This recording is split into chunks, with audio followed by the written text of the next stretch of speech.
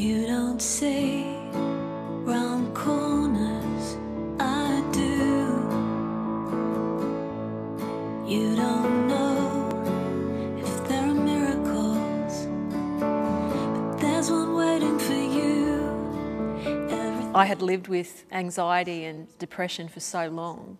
You start to see yourself as a sad, frightened person.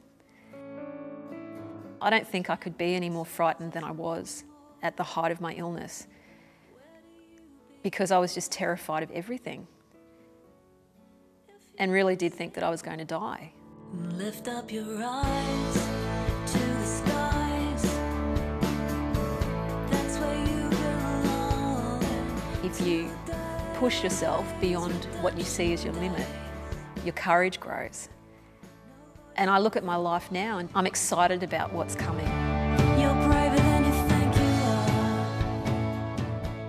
Tanya, thank you for joining us. Thank you. How does it feel to be producing music that is touching people's lives in their darkest moments? Such a privilege. I know what music has done for me in my life at different times when I've really been struggling. So to be able to do that for other people is an absolute privilege. So you talk about your struggles. Was that a catalyst for doing your music?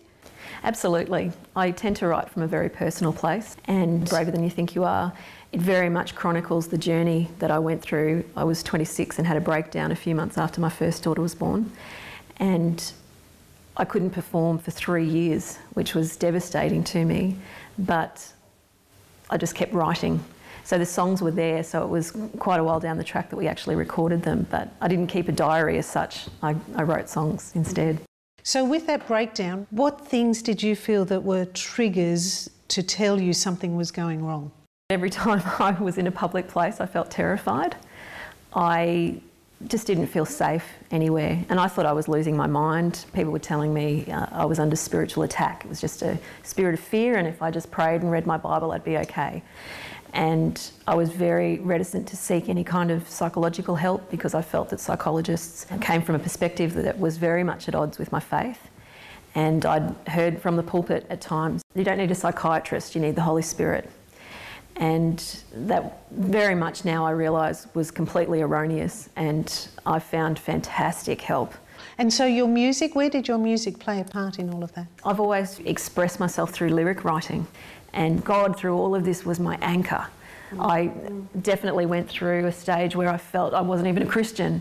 If I just prayed more, if I just read the Bible more, this would not be happening. I felt like I couldn't connect with God anymore in the midst of that.